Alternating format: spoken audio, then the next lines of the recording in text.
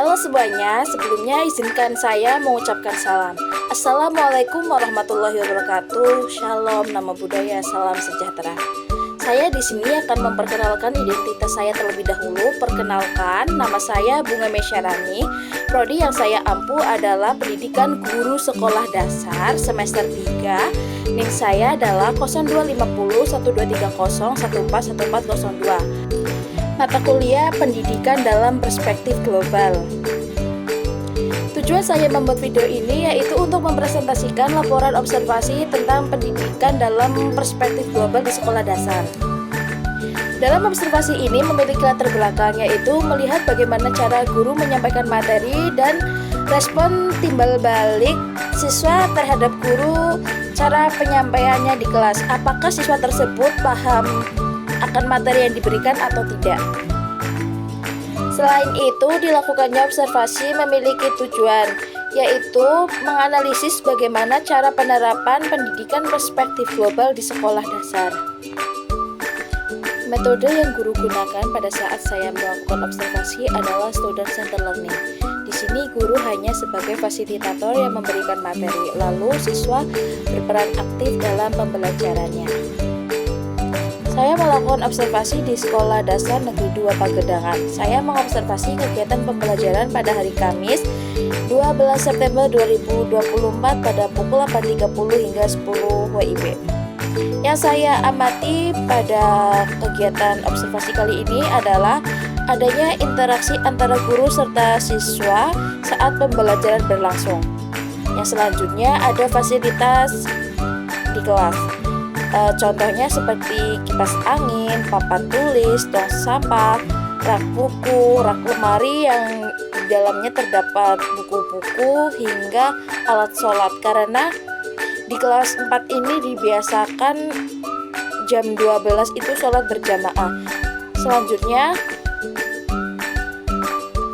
di kelas 4 ini tidak memakai kursi atau meja karena pembelajaran mereka dilaksanakan secara lesehan. Jadi di kelas tersebut hanya guru yang memakai meja saja. Selain itu, saya melakukan wawancara kepada guru kelas yang telah mengampu pelajaran tersebut. Yang kami observasi pada saat itu adalah mata pelajaran Pendidikan Pancasila yang menjelaskan tentang hak dan kedisiplinan anak di sekolah dan di rumah.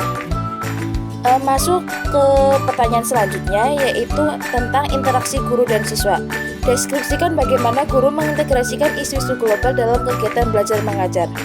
Di sini adanya interaksi guru dan siswa saat pembelajaran berlangsung adalah seperti guru memberikan materi lalu siswa menjawab dan memberikan contoh tentang materi pelajaran tersebut. Pertanyaan selanjutnya, aktivitas pembelajaran. Jelaskan contoh aktivitas pembelajaran yang melibatkan isu global, lingkungan, budaya, teknologi, dan hak asasi manusia. Pada saat saya melakukan observasi, saya mengambil observasi pada saat mata pelajaran Pendidikan Pancasila. Di situ, guru menjelaskan tentang materi hak dan kedisiplinan anak di sekolah maupun di rumah. Jadi di pelajaran tersebut guru menjelaskan apa itu hak, apa itu kedisiplinan. Lalu guru memerintahkan kepada siswa untuk membuat contoh apa itu hak dan apa itu disiplin. Masing-masing mereka membuat 5 contoh. Masuk ke pertanyaan yang selanjutnya tentang kebijakan dan program sekolah. Sampaikan temuan terkait program atau kebijakan yang mendukung pembelajaran global. Maksudnya saat observasi kemarin saya melakukan observasi pada mata pelajaran Pendidikan Pancasila tentang hak dan kedisiplinan. Di situ pembelajaran global yang ada di sekolah, contohnya seperti dengan sekolah menerapkan peraturan tentang kedisiplinan anak-anak, lalu kedisiplinan supaya terjadinya lingkungan yang nyaman dan kondusif. Selanjutnya ada hak. Hak anak mendapatkan ilmu, karena anak-anak sekolah mereka berhak untuk mendapatkan ilmu apa yang diberikan oleh guru. Sumber daya pembelajaran. Jelaskan apakah materi pembelajaran, buku, media digital, dan lain-lain mencerminkan perspektif global dan keberagaman. Jadi kemarin pas observasi saya mengamati di kelas 4 SD Negeri 2 Pagedangan itu masih menggunakan buku tulis. Jadi masing-masing anak mempunyai buku cetaknya masing-masing. Menurut saya di situ mencerminkan perspektif global dan keberagaman.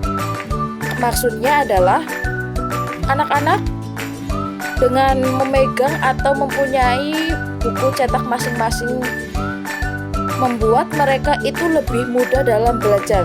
Maksudnya adalah mereka itu tidak berebutan buku dengan yang lainnya. Jadi orang tua mereka sudah mempersiapkan dan membeli buku untuk anak kebutuhan pembelajaran tersebut.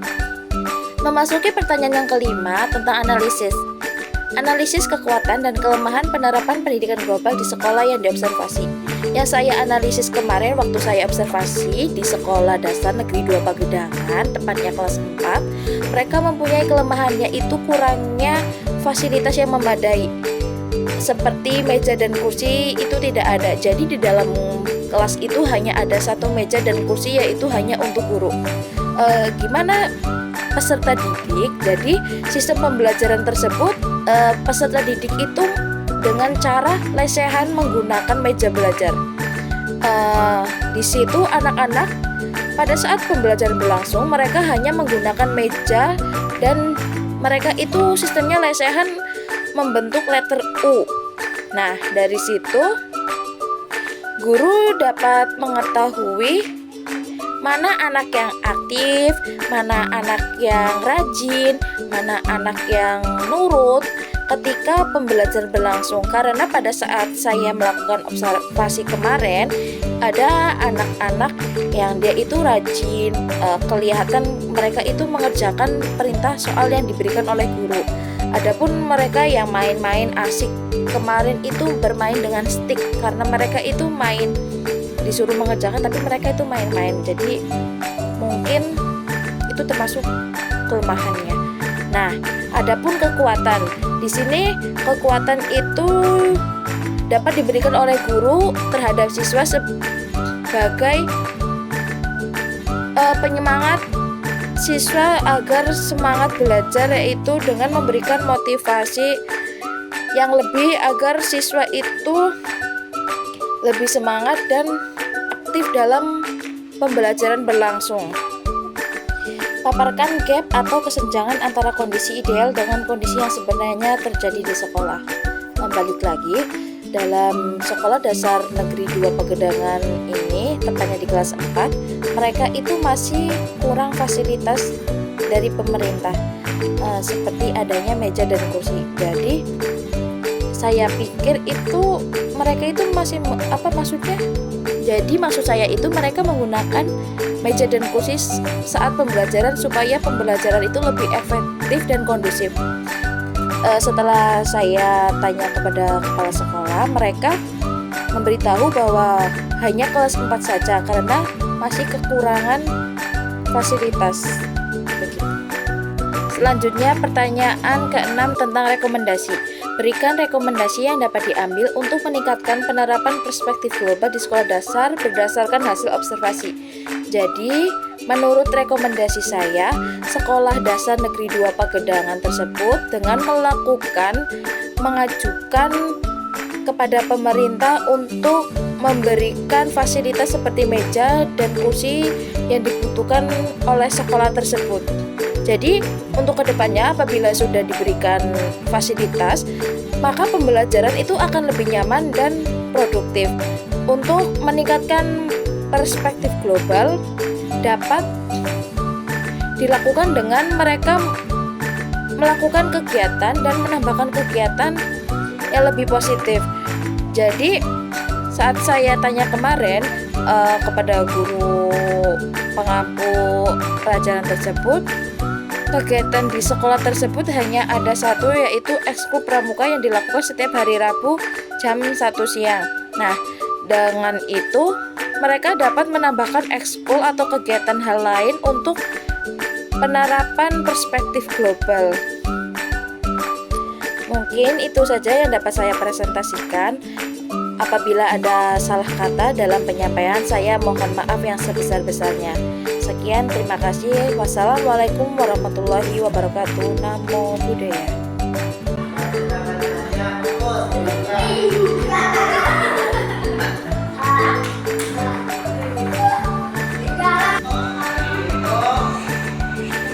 Peraturan yang dibuat sama orang tua untuk menanamkan di rumah dan satu lagi peraturan untuk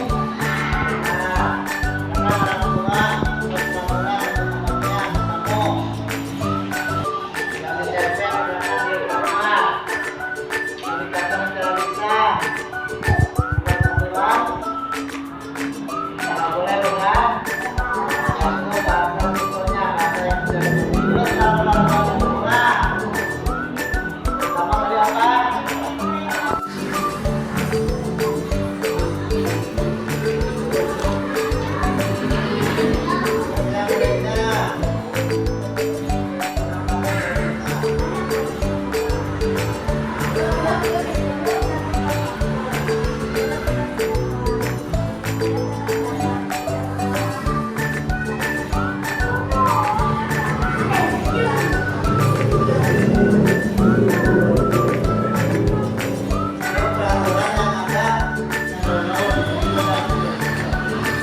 Peraturan di rumah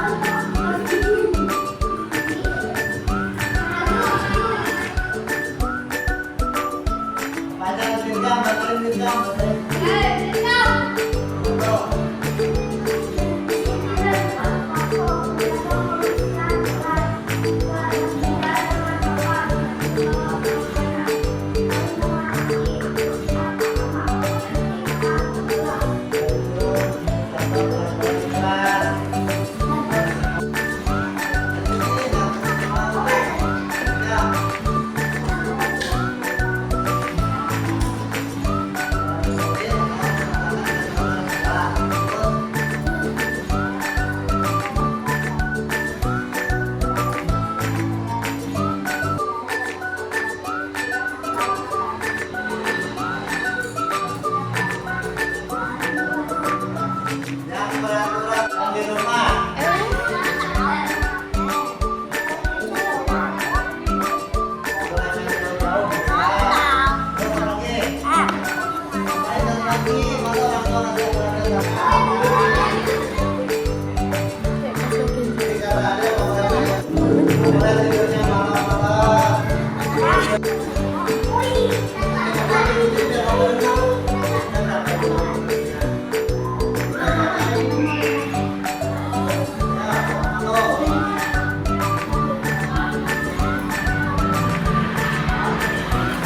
Thank you.